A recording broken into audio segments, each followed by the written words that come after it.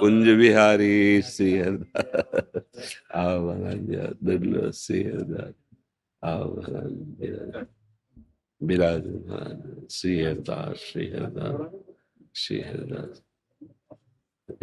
बैठ जाओ।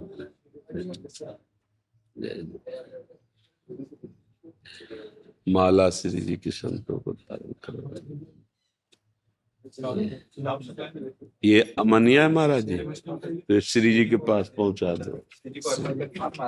हाँ, पहले महारानी जी को। हाँ, ये आप ले लो इनको ये आप श्री जी को ले जाओ, श्रृंगार में प्रयोग कर लें। श्रृंगार को आप संतों को माला, वो भी देखो, उसको भी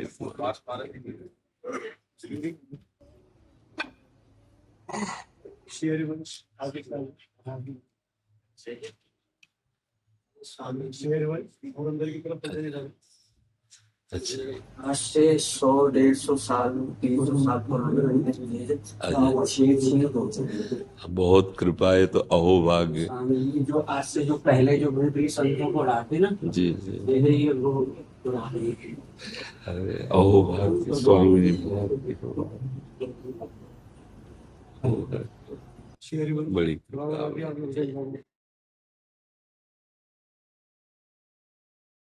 जय जय स्वामी मोनीदास सिंह महाराज थे जी जी जी। तो उस समय जो 500 संत जो करुणाधारी जो नित्य सिद्ध थे उनका चलना।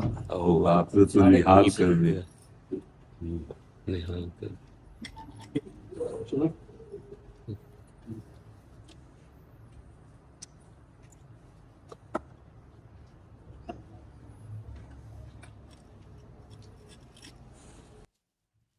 संभाल के गिर ना जाए, ऐसे सीधे रखो वहां पे।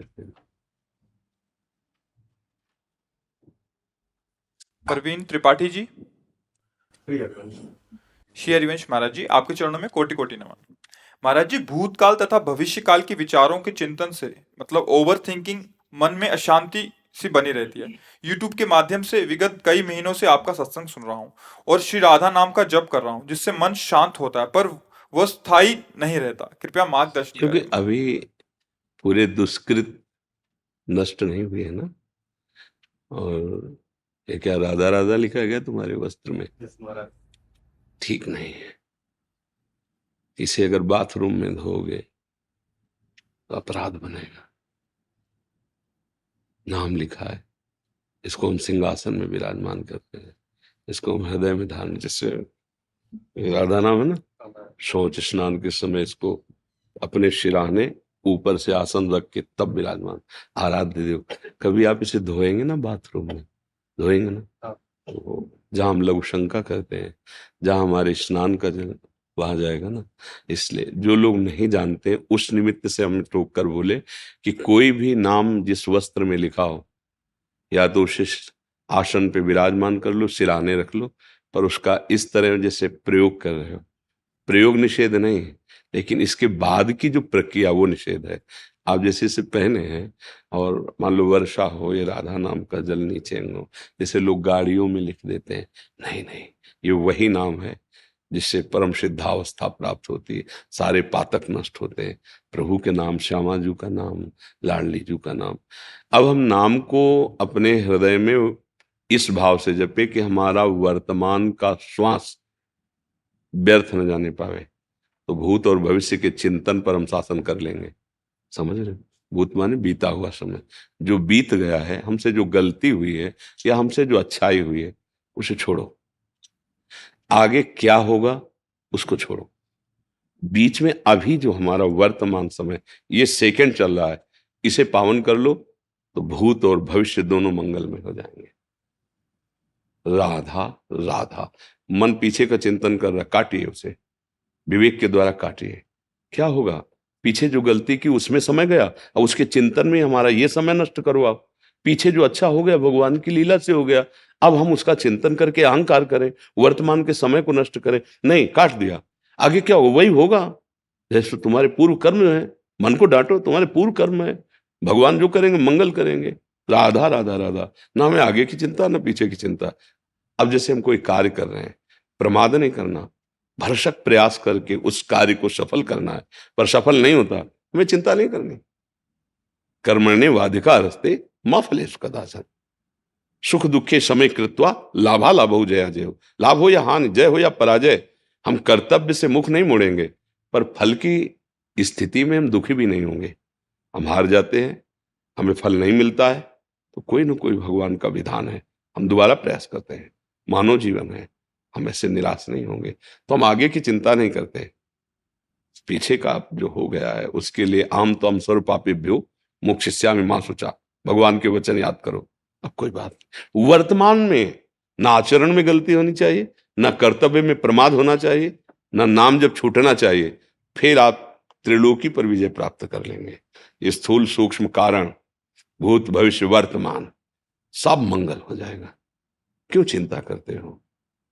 भगवान कह रहे अनन्यस चिंतयन्तो माम, बस कह रहे योगक्षेमम वहाम्य हम, अप्राप्त की प्राप्ति करा दूंगा, प्राप्ति की रक्षा मैं करूंगा, तू चिंता क्यों करता है?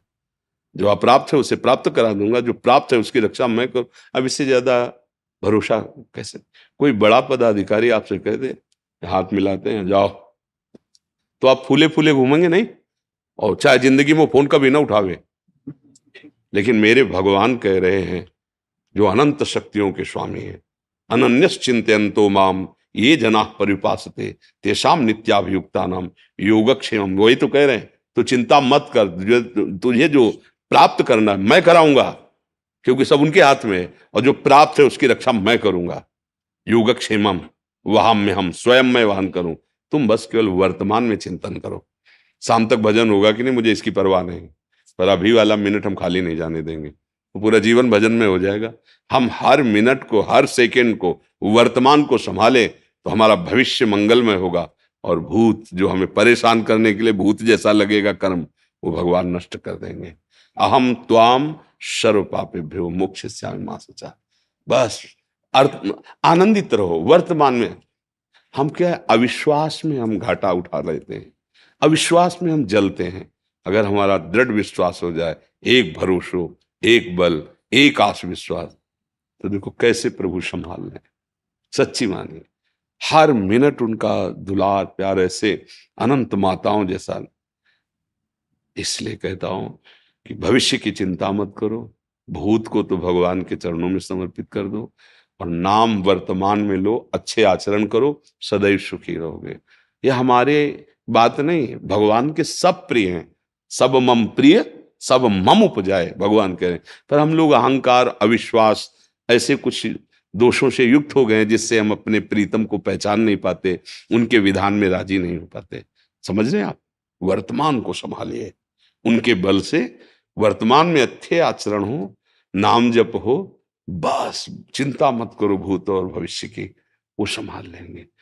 हमारा कल्याण कैसे होगा इसकी चिंता न करो। भगवान कह रहे तेषाम हम समुद्धरता मृत्यु संसार सागरात, मैं उसका उद्धार। हमें तो यही समझ में आता है, एक छोटा पदवी वाला बोल दे तो हमें गुमान हो जाता है, गर्व हो जाता है, और अखिल कोटि ब्रह्मांडों के प्रभु कह रहे हो हमें गुमान नहीं हो रहा, हमें बात समझ में नहीं आ रही। अरे मैं फूले फूले घूमना चाहिए, हमारा ठेका भगवान ने ले लिया। अच्छा वो सर्वज्ञ नहीं, अगर कोई पदाधिकारी ले, मेरे प्रभु तो सर्वज्ञ है, वो सर्वत्र नहीं, मेरे प्रभु सर्वत्र है। वो सर्वशक्तिमान नहीं, एक लिमिट है उसकी शक्ति की, प्रभु तो सर्वशक्तिमान है, इसलिए मुझे तो और प्रसन्न हो जाना चाहिए, पर हमें विश्वास नहीं होता, इसलिए हमारा ये चित्त ऐसे। तो आप चिंता न करो, उसको विवेक से काटते रहो, मन को समझाते रहो, ए तेरी गलत सलाह है। और वर्तमान में नाम जप करोगे तो ये बल मिल जाएगा। नाम जपत आई सब सोई, देव सुबुद्धि कृपा करी मोई। जब नाम जप होता है ना, तो सब ज्ञान विज्ञान अंदर आने लगता है, बुद्धि में प्रकाश हो जाता है, वो मन को शासन में ले लेती है। अभी क्या है, मन बुद्धि को अधीन किए हुए, मन बुद्धि को अधीन किए हुए, इंद्रियां मन को अधीन किए, सब उल्टा हो रहा है, इसीलिए हम फंसते चले जा रहे हैं। जरा नाम जप कीजिए, अब जो वास्तविक शासन हो, बुद्धि मन को अधीन कर लेगी, मन इंद्रियों को अधीन कर लेगा, इंद्रियां निर्विषय हो जाएंगी, भगवत साक्षात्कार हो जाएगा। नाम जप करो। श्री भोलूदास जी, राधे राधे महाराज जी, आपके चरणों में कोटि कोटि प्रणाम। महाराज जी, शास्त्र आज्ञा पालन करने का निरंतर बल कैसे मिले? गुरु चरण आश्रय से, ध्यान मूलम गुरु मूर्ति, पूजा मूलम गुरु पदम, मंत्र मूलम गुरु वाक्यम, मोक्ष मूलम गुरु कृपा। श्री गुरुदेव भगवान के चरणों का आश्रय समस्त ज्ञान विज्ञान से संपन्न कर देता है। बस आश्रय लेना कठिन है गुरुदेव का, अहंकार के कारण। जे गुरु चरण रेणु सिर धरहीं, ते जन सकल विभव वस करहीं। जे गुरु चरण रेणु अनुरागी, ते लोकहु वेदहु बड़ भागी। गुरु प्रसन्न साहब अनुकूला, मिटी सकल कल्पित भय शूला। कहावत में भी कहते गुरु मेहरबान तो चेला पहलवान। यही तो प्रश्न है ना कि हमें कैसे वो ताकत मिले कि हम शास्त्र प्रमाणित जीवन व्यतीत कर सके। गुरु कृपा कटाक्ष, गुरु कृपा। दूसरी कुछ हमारी बुद्धि को जो प्रकाश मिलता है परमार्थ का, वो अज्ञान तिमिरांधस्य ज्ञानांजन शलाकया चक्षुरुन्मीलितं येन तस्मै श्री गुरवे। हम अपने हृदय की बात कहते हैं। अगर गुरु कृपा ऐसे कर दी जाए तो जैसे प्राण निकल जाते, शरीर मृत हो जाता है, ऐसे हम हैं। गुरु कृपा ही हमारा जीवन है, गुरु कृपा ही जो कुछ है, गुरु कृपा ही है। अगर हमें गुरु कृपा का भरोसा हो जाए तो फिर सब यंत्र जो अंतःकरण है ना, जो ये तन्मय हो रहा है प्रकृति में, ये भगवत स्वरूप हो जाए। बस गुरु प्रताप पर दृढ़। आजकल हम अपने लोग मनमानी आचरण के द्वारा गुरु को साधारण मनुष्य या बहुत बहुत भजनानंदी संत समझकर उनकी अवहेलना कर देते हैं। हम गा जरूर लेते हैं गुरु साक्षात पर ब्रह्म, लेकिन अनुभव नहीं कर पाते। अगर अनुभव हो जाए तो फिर प्राप्ति किसकी करनी है? सामने वस्तु तत्व बैठा है, वो अनुभव में आ जाए। जिसकी निष्ठा हो गई गुरु चरणों में तो शास्त्र सम्मत उसका जीवन हो जाता है। मन ऐसा मतवाला हाथी है कि गुरु शासन के बिना ये कब्जे में नहीं आता। जैसे वो होता है ना अंकुश, तो निरंकुश मन को गुरुदेव के कृपा कटाक्ष वचन उपदेश मंत्र, ये अंकुश हैं जिनके द्वारा ये वश में होता है। अन्यथा सूत्र याद कर लो शास्त्रों के, पर वो तुमको ले वहीं जाएगा जहां उसकी संकल्प वृत्ति गई है। आपके सहयोग से आपने जो स्वीकृति देकर संकल्प बना लिया, वो वहीं तुम्हें भ्रष्ट करेगा। अब बचा सकते हैं तो गुरुदेव बचा सकते हैं। वो अंदर भी हैं, बाहर भी हैं। उन्हीं का ये साम्राज्य है, अध्यात्म साम्राज्य गुरुदेव का है। हमारी तो समझ में इतना आया है कि गुरुदेव के वचनों पर चलना, गुरुदेव के चरण आश्रय का बल और जीवन गुरुदेव को समर्पित, तो आपका जीवन गुरुदेव का जीवन, गुरुदेव का जीवन आपका जीवन। जो गुरु वही शिष्य, जो शिष्य वही गुरुदेव। जो शिष्य वही, जो सच्चा शिष्य नहीं बना वो कभी गुरु पद में बैठने लायक नहीं होगा। जो सच्चा शिष्य है वही गुरु, और जो गुरु है वही शिष्य के हृदय में अवतरित हो जाता है। तो जो गुरु वही शिष्य, जो शिष्य वही गुरु। अभेद स्थिति तस्मित् तज्जने भेदा भावात्। प्रभु और प्रभु के जन में अभेद स्थिति हो जाती है। गुरु कृपा ही केवलम। गुरुदेव की कृपा क्या है? उन्होंने जो नाम दिया है, मंत्र दिया है, जो हमें उपासना की रहनी बताई, हमें अक्षरशः वैसा चलना चाहिए, पर हम चल नहीं पाते, तो गुरु अवमान हो जाता है, अवज्ञा हो जाती है, अवहेलना हो जाती है। तो हमारी बुद्धि क्या है कि विपरीत चलने लगती है। सृष्टि में कहीं भी अपराध करोगे, दोष तुम्हारे गुरु पे आएगा। किसी का भी अपमान करोगे तो जब आप गुरु का चिंतन करोगे तो गुरु पर दोष दृष्टि हो जाएगी, जलन, क्योंकि तुम्हारा तभी पतन हो पाएगा। जब प्रधान कनेक्शन तुम्हारा कटेगा ना, तभी माया तुम्हें रौंद पाएगी, ऐसे रौंद नहीं सकती। गुरु के आश्रित को माया नहीं रौंद सकती। एक बार गुरुदेव भगवान के संग प्रदक्षिणा हो रही थी, तो सहज में पूर्व चर्चा में से कहा कि कबीर दास जी के पंथ के संत थे, तो उधर हमने देखा उनके जो शिष्य थे बहुत हष्ट पुष्ट और बहुरंगी बाबा, उनको गांव के लोग कहने लगे थे, क्योंकि कई तरह के कपड़े के टुकड़े सिल करके शरीर में धारण करते थे, बड़े ही विरक्त। और उनके गुरुदेव बहुत वयोवृद्ध थे, ज्ञान वृद्ध भी और वयोवृद्ध। अब क्या अपराध हुआ था ये तो पता नहीं था अपने लोगों को, पर इतना पता था, आओ तो साहब साहब साहब ऐसे करके आते, डंडा रखा था, डंडा लेते, मतलब पूरा डंडा जोश से मार भी नहीं सकते थे, ऐसी अवस्था शरीर की थी, धम्म से मारते ऐसे, फिर पीछे हटते, साहब साहब साहब आओ, 10 बार डंडा मारा। अब इसके बाद जब वो बाहर निकल भिक्षावृत्ति के लिए, तो गांव वाले कहे थे, बूढ़े बाबा थे, तुम धक्का, अरे उनका हमारे साहब हमारे गुरुदेव ऐसा। तब गुरुदेव भगवान ने कहा, जो गुरु के प्रति तन मन प्राण समर्पित है उसको माया स्पर्श भी नहीं कर सकती। जिसको गुरु का शासन मिल गया वो काल शासन से मुक्त हो गया। तो हमारी वृत्ति गुरुदेव के चरणों का आश्रय ले, तभी हम शास्त्र सम्मत जीवन, नहीं शास्त्र क्या कह रहे हैं ये आप दूसरे को उपदेश कर लोगे, इतना ज्ञान हो जाएगा, पर आप अपने मन को चेला नहीं बना पाओगे, मन को उपदेश नहीं कर पाओगे। ये पक्की बात है, बड़ा सूक्ष्म है भगवत मार्ग। तो जहां कहीं आपसे अपराध बन जाएगा तो अपने गुरु पर दोष दर्शन होने लगेगा, गुरु पर जो श्रद्धा का भाव का कनेक्शन कटने लगेगा, फिर पतन होगा। अन्यथा गुरु आश्रित शिष्य को त्रिभुवन में कोई भी परास्त नहीं कर सकता। गुरु कृपा बहुत बड़ी वस्तु है। तो शास्त्र प्रमाणित जीवन या भागवतिक जीवन गुरु कृपा से होता है। जो गुरु के वचनों पर आसक्त हो गया, वो चाहे गृहस्थ हो चाहे विरक्त हो, महात्मा बन जाता है, अर्थात हृदय की स्थिति उसकी महान हो जाती है।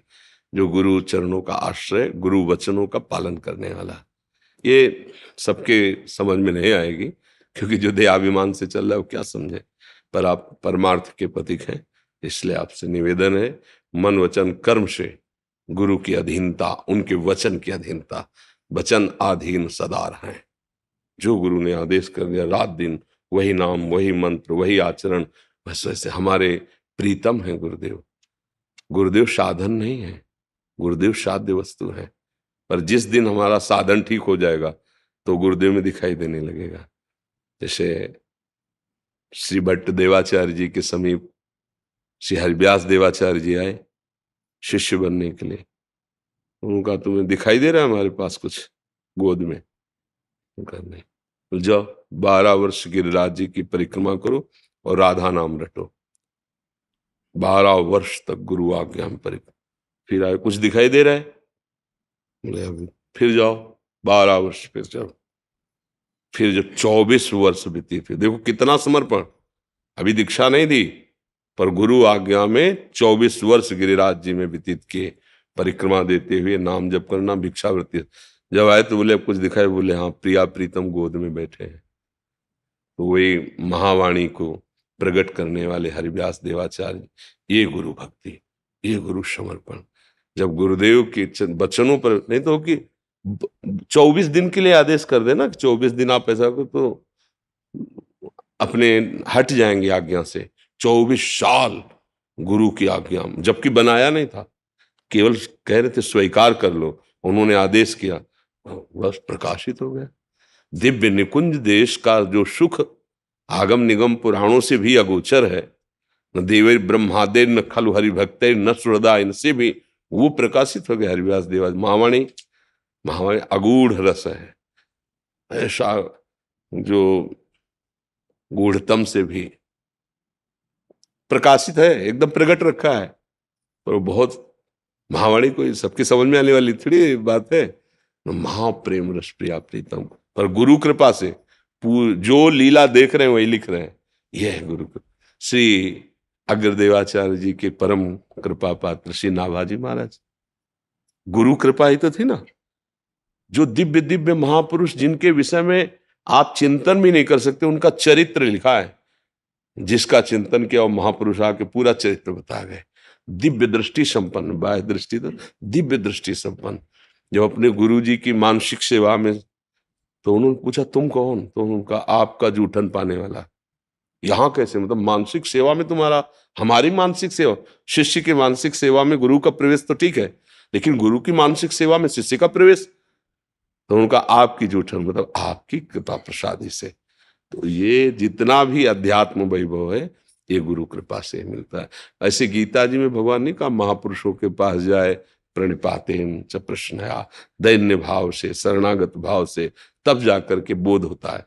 तो इसलिए हमें लौकिक दृष्टि न रखते हुए भागवतिक दृष्टि रखकर गुरुदेव के वचनों पर चले तो शास्त्र सम्मत ज्ञान स्वयं हमारे हृदय में, जो भी यंत्र हमारे भाग रहे हैं ना, सब ठीक हो जाएंगे। गुरु कृपा में बहुत बड़ा बल होता है, बहुत आप सोच नहीं सकते। मतलब कर तुम अकर तुम अन्यथा कर तुम गुरुदेव, बस बहुत बार ये मतलब अनुभव की बात कह रहे हैं।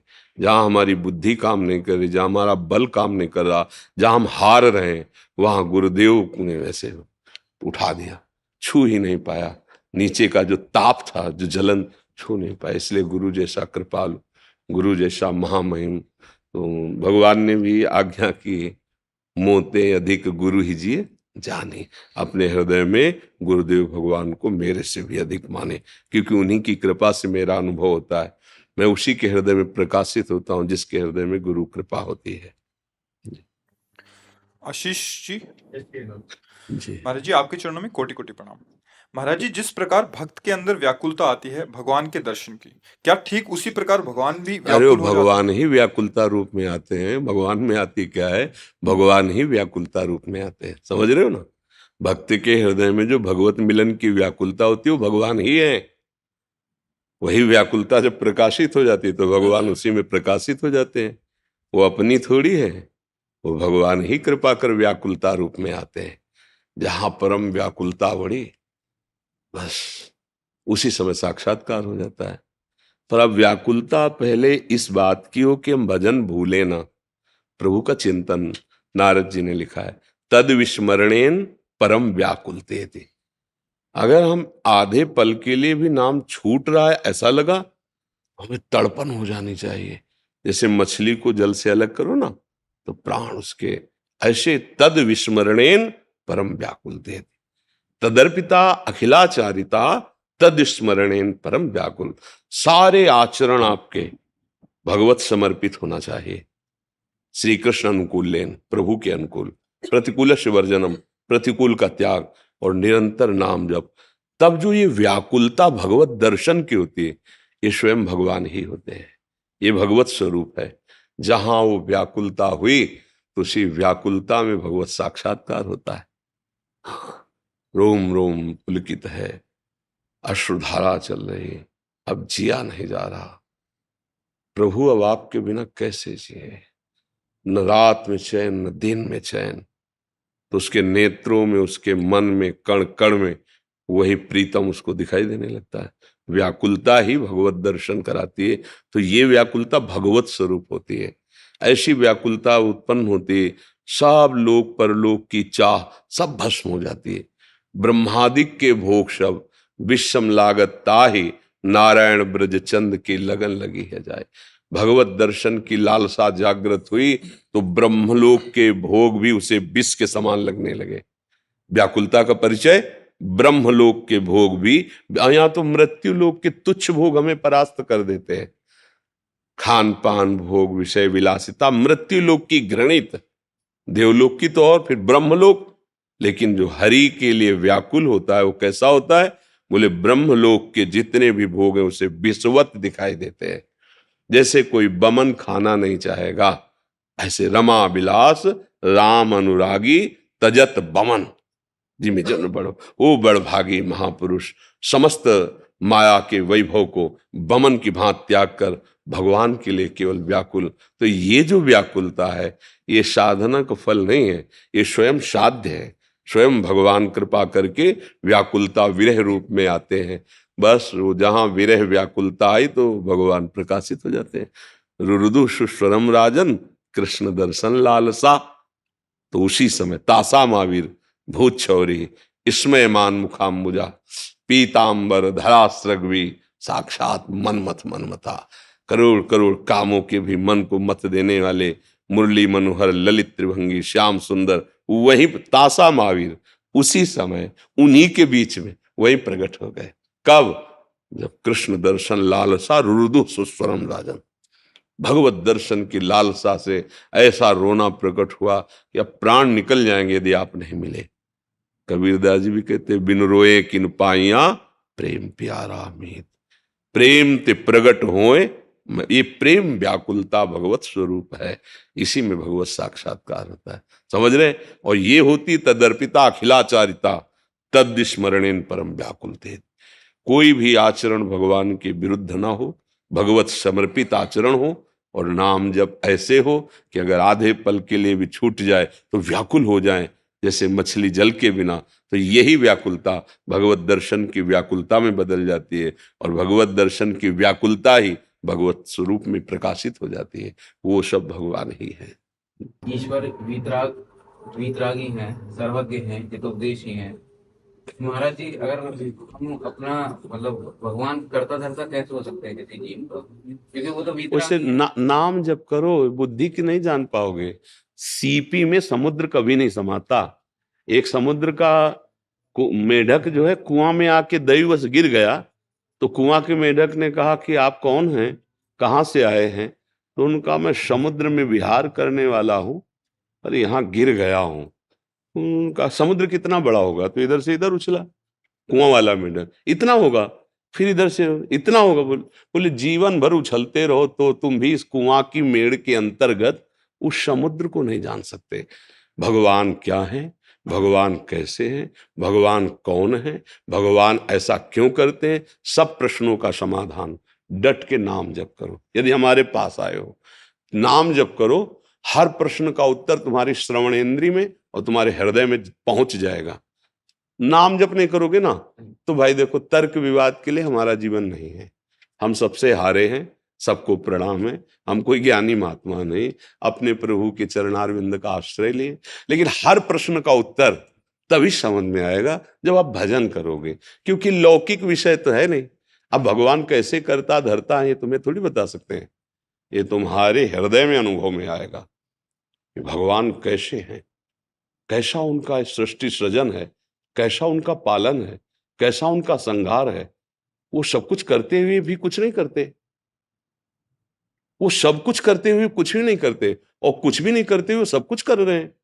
वो सब कुछ होते हुए भी कुछ नहीं है, कुछ नहीं होते हुए भी सब कुछ है।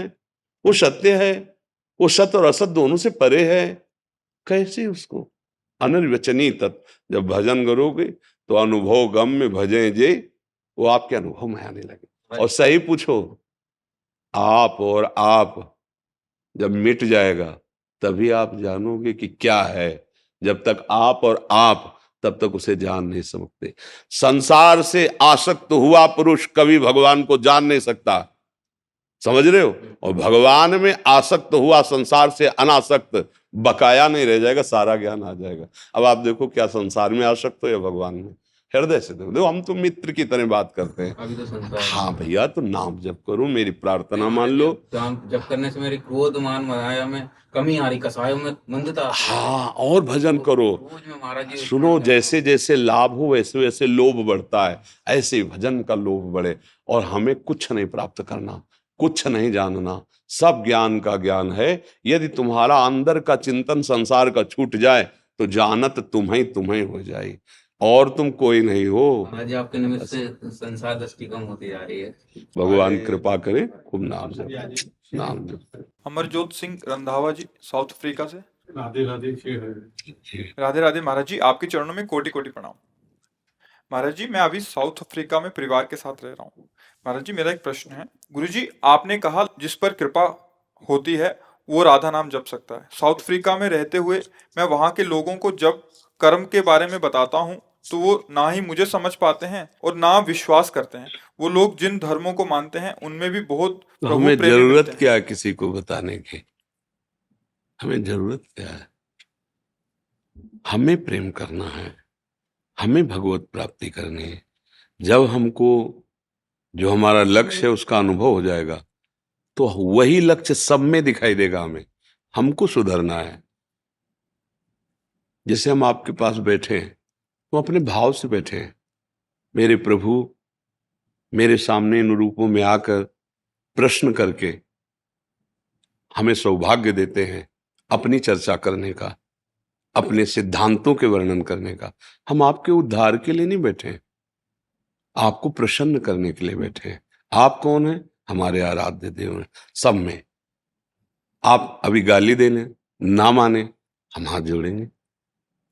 जैसी लीला करो हो तो हमारे प्रीतम ही, आप जानो आपका कार्य जाने। अब हम ये सोचे कि हम जगत का परिवर्तन कर दें, नहीं होगा। हम तो उनके एक तुच्छ दास हैं। वो स्वयं अवतरित हुए हैं, अवतार हुए ना भगवान के। क्या सब परिवर्तन हो गया था क्या? नहीं। हाँ, जिसने माना उसका परिवर्तन हुआ। भगवान स्वयं उपदेश कर रहे हैं दुर्योधन को, बिल्कुल परिवर्तन नहीं हुआ, क्योंकि मानता ही नहीं था। समझ रहे ना? भगवान अपने विराट रूप का दर्शन कराया सभा में, जब वो बंदी बनाना चाहता था।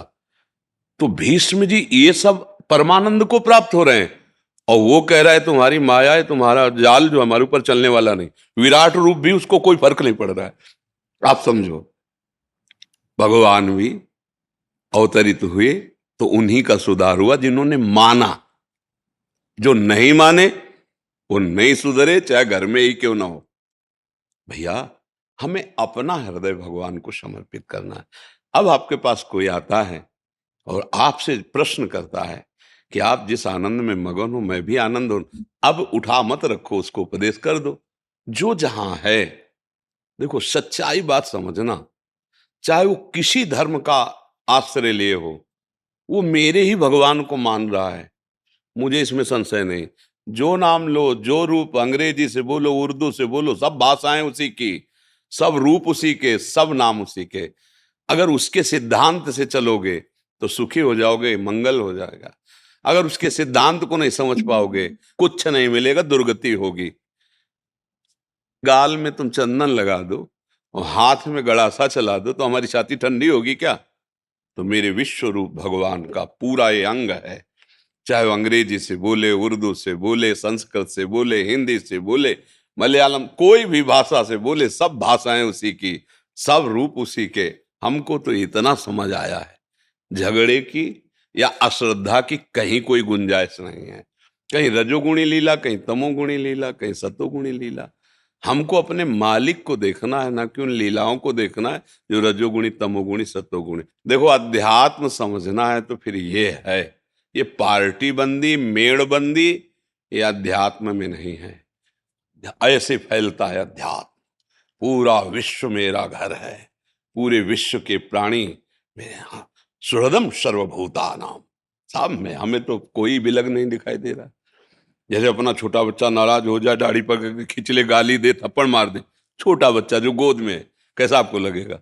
बुरा थोड़ी लगेगा, हंस दोगे। ऐसे ही छोटे बच्चे के समान हो। यदि आप गाली देते हो, हमारी निंदा करते हो, हमारा अपमान करते हो, हमारे आराध्य देव की अवहेलना करते हो, छोटा बच्चा है, दया का पात्र है, दुलार का पात्र है, वो क्रोध का पात्र नहीं। हम जब सिद्धांत को नहीं समझ पाते तो वैर विरोध, वो ज्ञान ही क्या जिसमें वैर विरोध, वो भक्ति ही क्या जिसमें वैर विरोध। तो हमको दूसरों को नहीं सुधारना है, हमको अपने को सुधारना। और हम जोर जोर से बोले राधा राधा राधा, अब कान में पड़ रहा है ना, तुम मानो ना मानो, तुम्हारा मंगल होगा, तुम्हारा कल्याण होगा। आग को श्रद्धा से छुओ तो जला देगी, धोखे से छू जाए तो जला देगी, और जबरदस्ती को छुआ दे तो जला देगी। जब आग में दाहिका शक्ति अपना काम किए बिना नहीं छोड़ती, तो तारण शक्ति, सुख प्रदान करने की शक्ति, मंगल करने की शक्ति नाम में है। चाहे श्रद्धा से सुनो या अश्रद्धा से सुनो, चाहे जैसे नाम कान में पड़ा ना, मंगल हो जाएगा। जब ठाकुर हरिदास जी को वो म्लेच्छ जन कोड़े से मार रहे थे, जल्लाद, तो ठाकुर हरिदास जी कहते हरि बोल, हरि बोल। तो कहते हरि बोल बोलता है, हरि बोल बोल। तो देख के मुस्कुरा दिए, अब इसका भी कल्याण हो जाएगा, क्योंकि इसने हरि बोला। तो हमको अपने अनुराग मार्ग में चलना है। सब हमारे प्रभु के स्वरूप है। हम किसी को उपदेश करके महात्मा बनाने के पहले अपने मन को उपदेश करें, अपने मन को लगाएं। जो हम दूसरों से करवाना चाहते ना, वो पहले हमारे जीवन में होना चाहिए।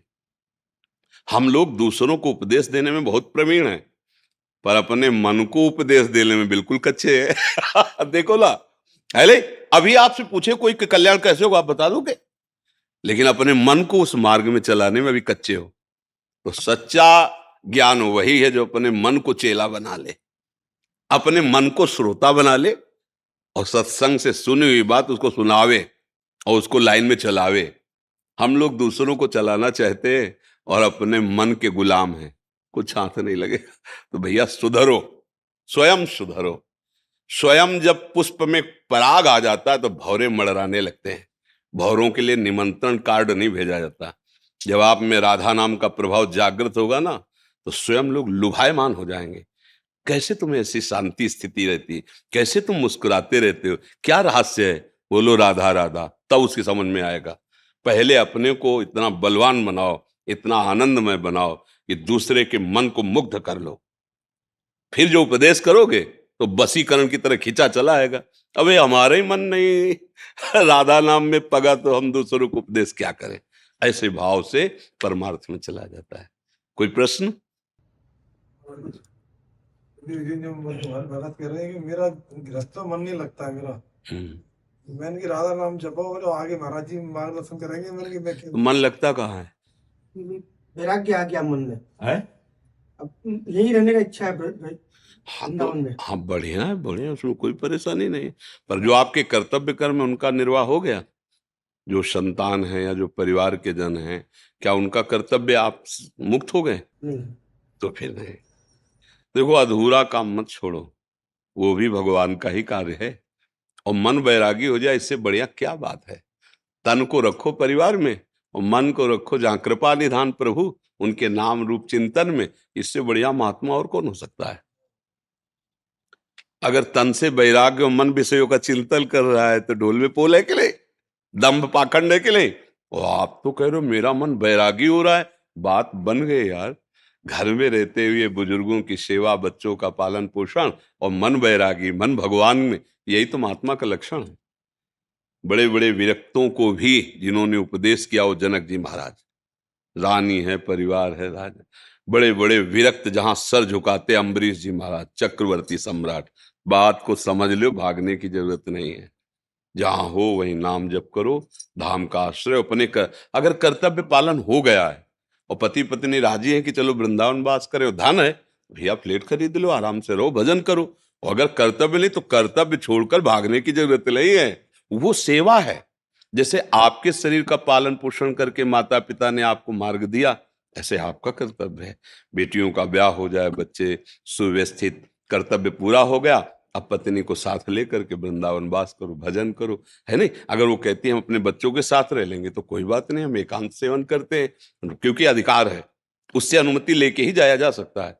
ये मनमानी आचरण करने से ना इधर बनता है ना फिर उधर बनता है। नहीं जी जी कि हमने दीनदयाल अनुसंधान केंद्र का निर्माण करा रहे हैं। जी इससे गाय के उत्पाद से पंचगव्य, हाँ कैंसर के रोगों का निदान, जी बहुत सारे प्रकल्प खड़े कर रहे हैं। आयुर्वेदिक चिकित्सालय, जी ऐसे बहुत बड़े प्रकल्प हैं। हाँ इन्हें निरंतर चलाए रखें, हाँ ऐसा आशीर्वाद आपसे। हाँ। इसमें गौएं रखी जाएंगी। हाँ, 250 गाय रखेंगे, हाँ उनका पेशाब, उनका गोबर कलेक्ट करेंगे हाँ और वो अनुसंधान केंद्र में चला जाएगा। हाँ उसका रिसर्च होगा, उसके द्वारा पंचगव्य और दवाइयाँ, फार्मेसी कैसे तैयार हो सकती है। हाँ, बहुत अच्छा आयुर्वेदिक है। चिकित्सालय बना रहे हैं, हाँ, हमारा जो विश्वविद्यालय भी बना रहे हैं। हमारा जो हृदय की बात की, हम आपके साथ हैं हृदय से।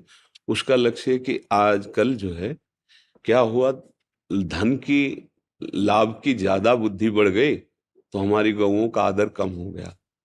अच्छा, ट्रैक्टर चलने से बछड़ों और बैलों का महत्व खत्म। अच्छा, उनको छोड़ दिया गया है, ऐसे छोड़ दिया गया है। अब वो बहुत तरह से उनको दुख मिलता है और वो एकत्रित होकर जिस फसल में जाते हैं तो वहां उनको या तो भगाया जाता है या वो फसल किसान के लिए। हम चाहते हैं कि सब ऐसे मिल मिल करके गौ सेवक बने। कुछ ऐसे स्थान रखें, मान लो आप 250 रख रहे हो, कोई 50 रख ले, कोई 100 रख ले, ऐसे गौ सेवा हो। तो हम जो कहते हैं ना कि गौ हमारा धर्म है, उसकी रक्षा होनी चाहिए, तो उसमें ये होना जरूरी है। अगर नहीं होगा तो कैसे होगा? दूध की प्रधानता से हमारी देसी गाय ज्यादा दूध नहीं देती है, तो अब लाभ के लोभ से गौओं की तरफ से भाव हट रहा है। जन समाज का बैल थे, बड़ा आदर था क्योंकि वो खेती जोतते थे, अब ट्रैक्टर से हो रही है, तो बछड़े और बैलों का आदर कर। तो हम ये चाहते हैं कि ऐसे विवेकवान, ऐसे धन संपन्न लोग, 4 लोग एकत्रित होकर के इन गौओं के लिए एक व्यवस्था करें। और जैसे आप ये बता रहे हैं तो इससे क्या होगा, पालने वाले को भी सहयोग मिल जाएगा और लोगों का कल्याण भी होगा। ऐसी वस्तुएं लोगों को स्वास्थ्य बढ़ाएंगी और हमारी गौएं सुरक्षित रहेंगी। अच्छी बात है, आप इसको कीजिए और इसका विस्तार कीजिए। 4 लोगों को ऐसा उपदेश कीजिए, ऐसा भाव दर्शाइए जिससे वो गौ सेवा परायण रहे। धन्यवाद। जो हमारे मन में डिजायर है, जी। मैं अंग्रेजी में एक आध शब्द बोल सकता हूँ। आप इच्छा जो हमारी है जी। वो भी ईश्वर की ही है, हम्म। क्योंकि ईश्वर ही सब जगह है। नहीं, इसमें देखना है, इसमें विभाग करना पड़ेगा, अभी आपको समझना होगा। एक है हमारी वासना जनित इच्छा और एक है उपासना जनित इच्छा। उसको ये देखना पड़ेगा कि देह भाव से वासना जनित इच्छा है या उपासना जनित है। उपासना जनित है तो आदरणीय है, और वासना जनित है तो उसको देखना होगा कि धर्म विरुद्ध है या उसमें। जैसे समझिए, दो प्रकार की बुद्धि, इतना आपको तो परिचय मिला होगा, कुमति और सुमति। जैसे रामायण में है ना, कुमति सुमति सबके उर राहें। तो कुमति जनित इच्छा और सुमति जनित इच्छा, अगर कुमति जनित इच्छा है, जैसे जो अधर्माचरण करने वाले जन, प्राय कुमति जनित इच्छा होती है, उसका धन अपहरण कर लेना, उसका व्यभिचार कर लेना, उसका ये निषेध है। और जो सुमति जनित इच्छा है, शास्त्र सम्मत है, वो आदरणीय है, उसका पालन करना है। भगवान इच्छाएं प्रकट नहीं करते, आप भजन करके देखिए, इच्छाओं का समाधान होता है। जो दुर्वासना है और उपासना है, इन दोनों के विभाग को जो जानता है वही विशेष विज्ञानवान, ज्ञानवान, विवेकवान है, और विवेकवान ही भगवदानंद को प्राप्त होता है। अगर हम हर इच्छा को भगवान की इच्छा मान लेंगे तो दंड विधान फिर हम किसको देते हैं? आप अधिकारी हैं, उसके अंदर भी तो भगवत इच्छा थी जो व्यभिचार किया, उसके अंदर भी तो भगवत इच्छा थी जो हिंसा की, लेकिन हम उसको कानून के अनुसार पकड़ते हैं, पीटते हैं और दंड देते हैं। क्यों? क्योंकि उसने सुमति का प्रयोग नहीं किया, केवल इच्छा पर आधारित होकर उसने कर्म किया, इसलिए दंड का अधिकारी हुआ। इसलिए पहले इच्छा को हम समझ ले कि इच्छा हमारी दुर्वासना युक्त है, कुमत से प्रेरित, या सुमति शास्त्र सम्मत है। शास्त्र सम्मत है तो बंधनीय है और उसके अनुसार हमें चलना है तो भगवत बल मिलेगा, और अगर शास्त्र विरुद्ध है तो दंडनीय है, हमारा आत्मबल क्षीण हो जाएगा और हम अपने आप जलेंगे, उदास रहेंगे, विषाद युक्त रहेंगे। अब आगे आप बोलिए।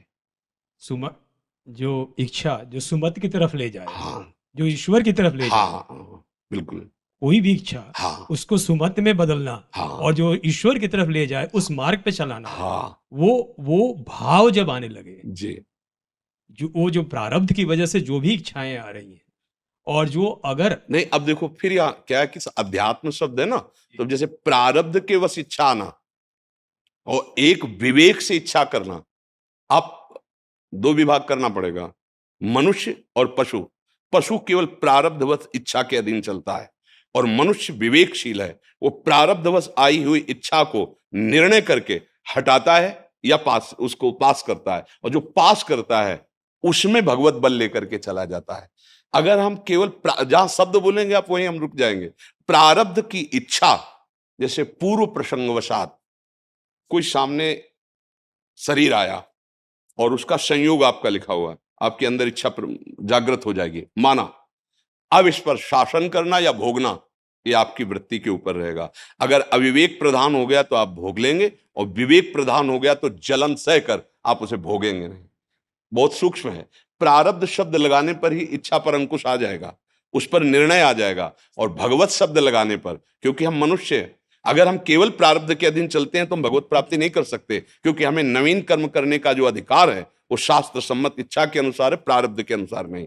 प्रारब्ध हमारे शास्त्र सम्मत इच्छा में बाधा पहुंचाने के लिए आ सकता है या सहयोग करने के लिए आ सकता है, वो हमें परास्त नहीं कर सकता या हमें भगवत प्राप्ति नहीं करा सकता। किसी की कुंडली में भगवत प्राप्ति नहीं लिखी होती, उसको इसी मानव देह में ऐसी साधना, ऐसी तपस्या, ऐसा संयम करना होता है जो भगवत साक्षात्कार करता है। जैसे आपने प्रभु कहा जी कि मनन से ही जी ज्ञान होगा, जी, तो ज्ञान आने के लिए मनन करेंगे। इच्छा आ रहा है उस पे मनन करेंगे, हाँ बिल्कुल बिल्कुल, मनन करेंगे हाँ कि किधर जा सकता है। हाँ ज्ञान प्राप्त करना पड़ता है, हाँ और ईश्वर की तरफ भक्ति करनी पड़ती है। हाँ उसी ज्ञान की बात को लेकर जी ये इच्छाओं को जी किस रूप में बदला जाए, उस जी पे मनन किया जाए, जी, वो तो धीरे धीरे ही आता है। हाँ आएगा धीरे धीरे, पर निर्णय तत्काल करना पड़ेगा, निर्णय तत्काल करना पड़ेगा। जैसे हमारे हृदय में बात आई, दोनों बातों को समझना होगा कि भगवत मार्ग में हमें चलना है तो हम शाम तक जिएंगे कि नहीं, कोई भरोसा नहीं ना।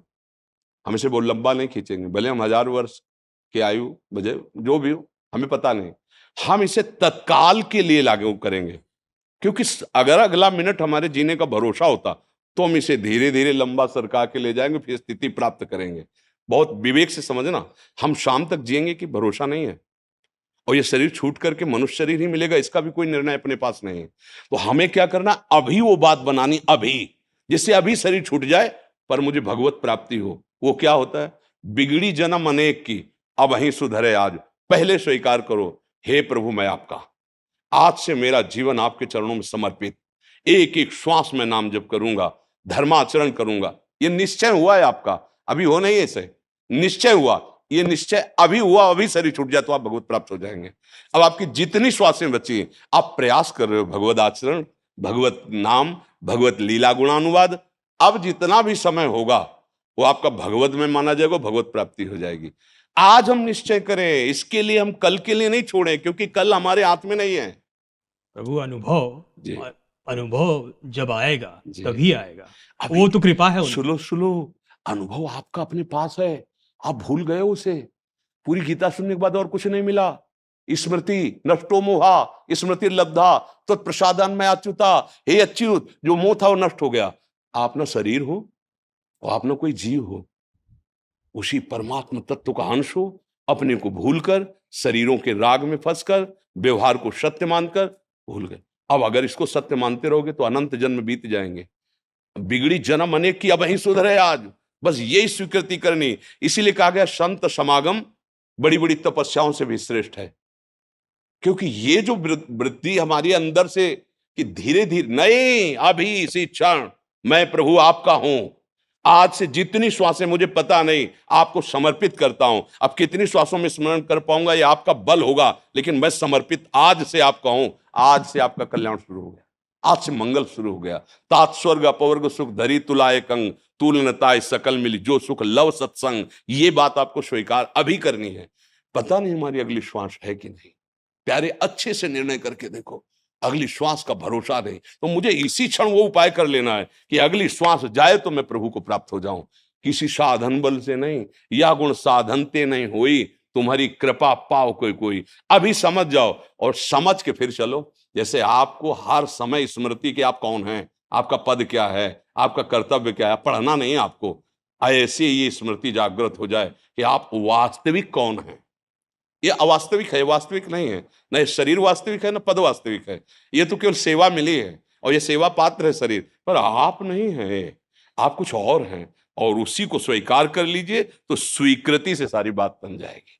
वही एहसास तो चाहिए। हाँ, प्रार्थना करते हैं, अभी स्वीकार करो हृदय में कि मैं प्रभु आपका हूं, जैसा भी हूं, और आज से मेरा जीवन आपके चरणों में समर्पित। तो जो भी जीवन है, समय नहीं है इसलिए सुग्रीव जी ने कोई साधना नहीं की थी प्यारे, केवल हनुमान जी ने शरणागति करवा दी।